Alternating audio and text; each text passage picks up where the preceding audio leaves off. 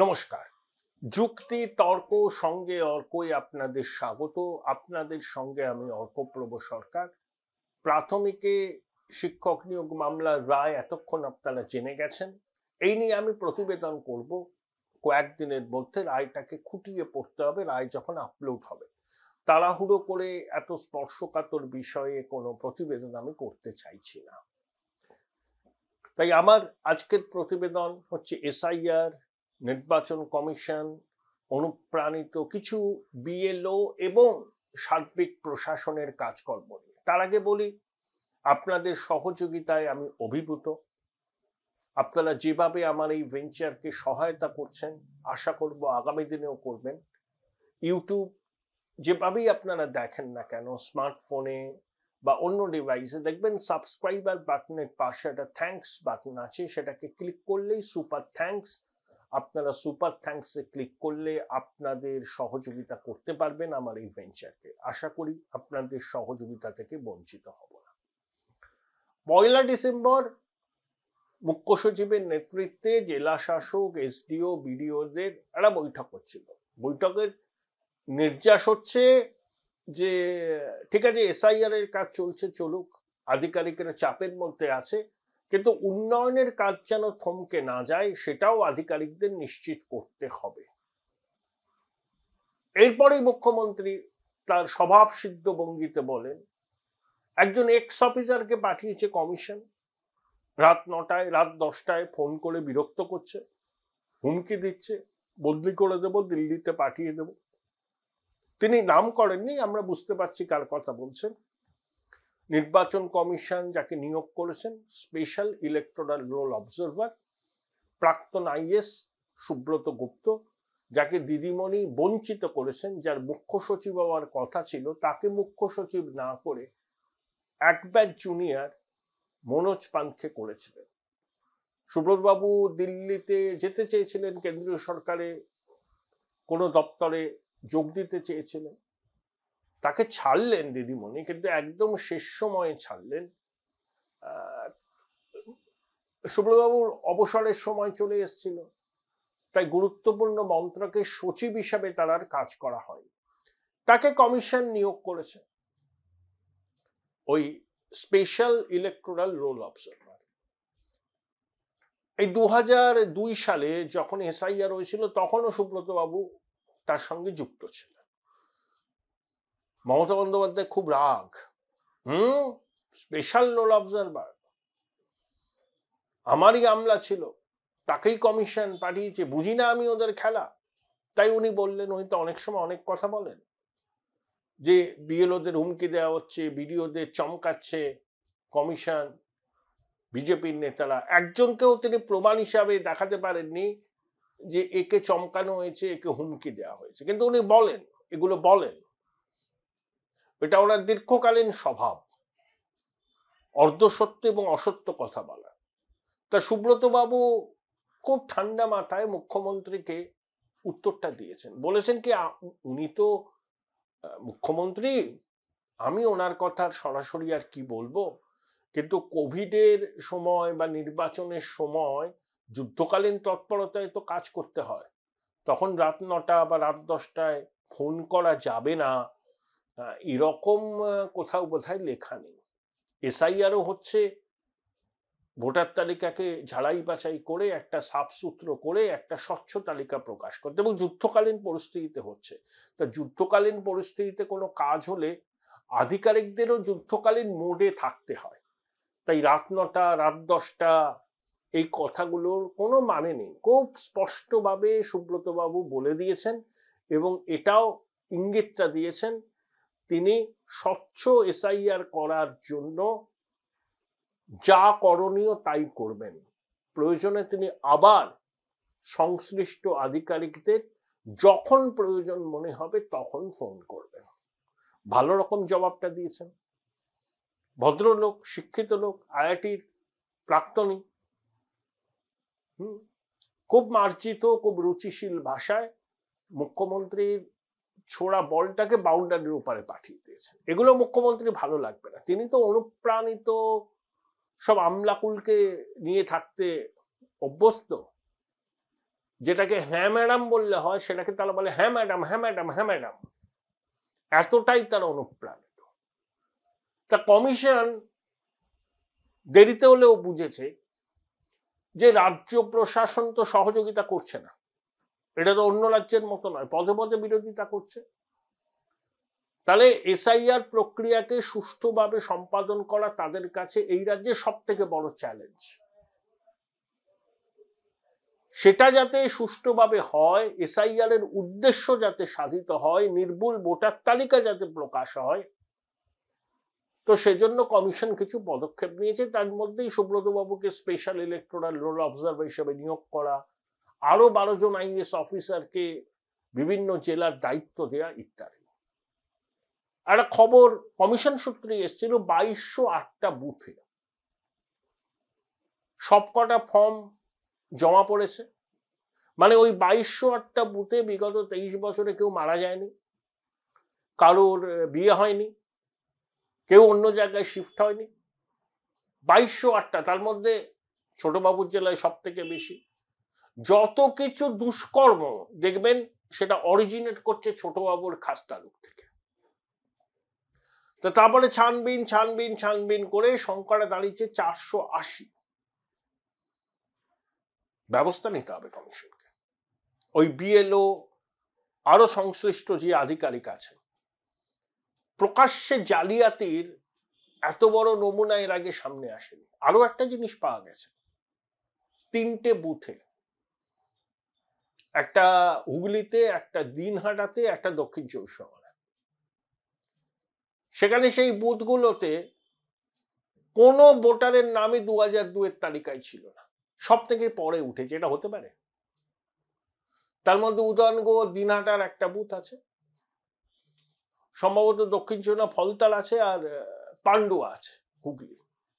Commission এদিকেও নজর দিচ্ছে। আসলে কমিশন যেটা বুঝতে পেরেছে, এই যে কি বলা হয়েছিল 2002 সালের এসআইআর এ পর যে তালিকা প্রকাশিত হয়েছিল, তাতে যাদের নাম আছে তাদেরকে নতুন কোনো ডকুমেন্টেশন করতে হবে না, অটোমেটিক্যালি তাদের নামটা উঠে যাবে। বা 2002-এর পরে ভোটার রয়েছেন কিন্তু তার বাবা মার নাম 2002-এর তালিকায় আছে, তাকেও কোনো ডকুমেন্টেশন দাখিল করতে হবে না। একটা প্রশ্ন উঠছে, এটার সুযোগ নিচ্ছে দুর্বৃত্তরা। সেই জন্য কমিশন সিদ্ধান্ত নিয়েছে যে প্রোজেনি ম্যাপিং। প্রোজেনি ম্যাপিং কি? যেটা হচ্ছে, বিজেপি অভিযোগ করেছে, ধরুন বলা হচ্ছে বাবা মা ঠাকুরদা ঠাকুরমার নাম তালিকায় থাকলে কোনো ডকুমেন্ট দিতে হবে না, কিন্তু এমন ভাবে কিছু ভুয়ো নাম বাবা মা বা ঠাকুরদার নাম হিসাবে তুলে ধরা হচ্ছে যাতে ভুল করে, মানে জালিয়াতিটা এইভাবেই, যাতে প্রোজেনি ম্যাপিং করলে বা ম্যাপিং করলে অটোমেটিক্যালি যারাই জালিয়াতিটা করছে তাদের নামটা চলে আসে। অর্থাৎ 2002-এর তালিকায় নাম নেই, কিন্তু একটা কাল্পনিক বাবা বা কাল্পনিক ঠাকুরদার নাম ব্যবহার করা হলো। সেই নামটা হয়তো দেখছেন অন্য কোনো নামের সঙ্গে মিলে যাচ্ছে, তার নাম 2002-এর তালিকায় আছে। আর যে জালিয়াতিরা করছে সেই ওই রকম একটা নামকে খুঁজে নিয়ে দাবি করছে যে আমার বাপ ঠাকুরদার নামও 2002-এর তালিকায় ছিল, তাই আমাকেও কোনো ডকুমেন্টেশন দিতে হবে না। তাহলে এটাকে কমিশন ছানবিন করবে প্রোজেনি ম্যাপিং। অর্থাৎ সত্যি কি সংশ্লিষ্ট ভোটারের নাম 2002-এর তালিকায় ছিল, বা তিনি 2002-এর পরে নাম তুললেছেন, তার বাবা ঠাকুরদার নাম কি 2002-এর তালিকায় ছিল, থাকলেও সেটা সত্যি কিনা, কোনো জাল জচ্চুরি করে অন্য কোনো নামকে নিজের বাবার নাম বা নিজের ঠাকুরদার নাম হিসাবে চালিয়ে দেওয়া হচ্ছে না তো। তাই প্রোজেনি ম্যাপিংটা কমিশন করতে চাইছে খুব সতর্কভাবে এবং গুরুত্ব দিয়ে। ধরুন 2002 সালে নাম ছিল, কমিশন জানতে চাইছে সেই ভোটারের বয়স তখন 60 বছর হয়েছিল কিনা। বা 2025-এর তালিকায় নাম আছে, তার বয়স 50-এর আশেপাশে কিনা সেটাও কমিশন দেখতে চাইছে। 2002 সালের তালিকায় নাম ছিল, পরবর্তীকালে যে ভোটার সে নাম তুলেছে, কমিশন জানতে চাইছে তার বাবা মায়ের সঙ্গে সেই ভোটারের বয়সের পার্থক্য 45 বছরের বেশি না 18 বছরের কম। যে যে বুথ স্পর্শকাতর সেই সব বুথেও প্রোজেনি ম্যাপিং আরো জোরদার ভাবে করা হবে। ধরুন একজন ভোটার অনুপস্থিত, তার কোনো আত্মীয় স্বজন ফর্মটা নিয়ে সাইন করে দিলেন, বললেন বাড়িতে নেই, আমরা ফিল আপ করছি। বিএলওদের ইনস্ট্রাকশন দেওয়া হচ্ছে, আবার যান, ফোন করুন। সেই ভোটার অন্য কোনো জায়গায় নাম তোলেননি তো, তিনি কতদিন বাড়ি ছাড়া। Join Indian Institute of Hotel Management now. Right choice, right decision. বারবার করে খতিয়ে দেখতে হবে। এবং অনেক বিএলও, কেউ কেউ ইচ্ছাকৃতভাবে, কেউ কেউ শাসক দলের চাপে পড়ে ফর্ম ফিল আপ করার পর নিজেদের কাছে রেখে দিয়েছেন, আপলোড করেননি। কমিশন বলেছে যে 2রা ডিসেম্বর রাত 12টার মধ্যে সব ফর্ম বিএলওদের কাছে এখন পর্যন্ত যা পজিশনে আছে সেগুলো আপলোড করে দিতে হবে। আর 3রা ডিসেম্বর থেকে প্রতিদিনকার কাজ প্রতিদিন করতে হবে। ডু ইট নাও, করুন, এখনই করুন, দেখছি দেখবো করা যাবে না। অর্থাৎ এই চেকস অ্যান্ড ব্যালেন্স গুলো নিয়েছে। কারণ কমিশনের তো একটা আন্দাজ আছে যে কত মৃত ভোটার, কত মাল্টিপল এন্ট্রি, কত পার্মানেন্টলি শিফটেড ভোটার আছে। যখন এসআইআর করতে গিয়ে কমিশন দেখছে এসব জাল জচ্চুরি গুলো হয়েছে, প্রথমে 2208টা বুথে 23 বছরে কেউ মারা যায়নি, কেউ শিফট হয়নি, কেউ কারোর বিয়ে পর্যন্ত হয়নি। আবার এমন বুথও পাওয়া গেছে যেখানে 100% ভোটার তাদের নাম ছিল না 2002-তে।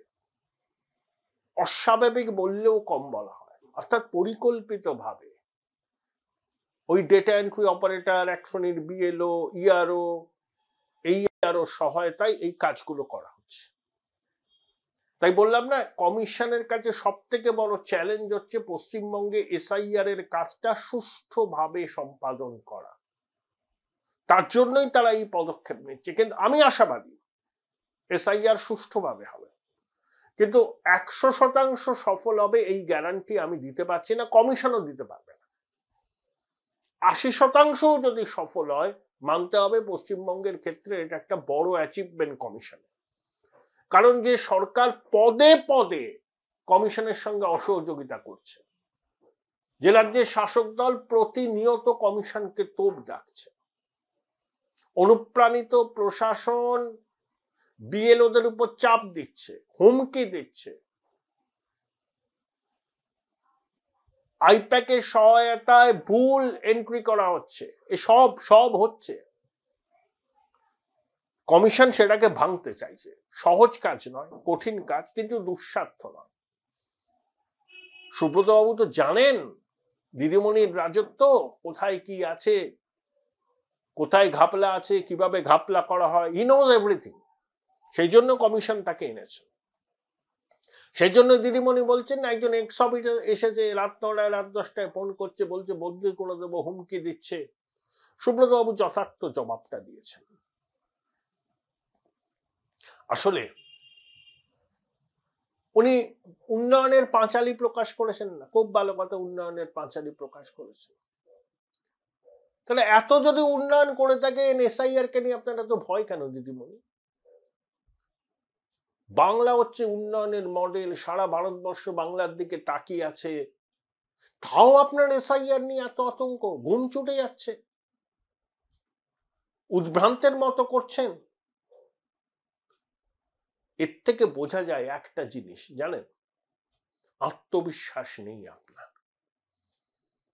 আপনি ভয় পাচ্ছেন ওই মৃত ভোটারদের নাম তালিকা থেকে বাদ গেলে, পার্মানেন্টলি শিফটেড ভোটারদের নাম তালিকা থেকে বাদ গেলে, অনুপ্রবেশকারীদের নাম তালিকা থেকে বাদ গেলে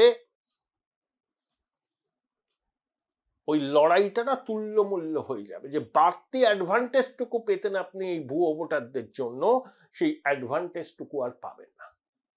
তাই চেষ্টা করছেন মরণ কামড় দিতে, যতটা সম্ভব এই ভুয়ো ভোটারদের নাম তালিকায় ঢুকিয়ে রাখা যায়। আপনি বলেছিলেন আবাসনে কেন বুথ হবে, কমিশন বলছে হবে।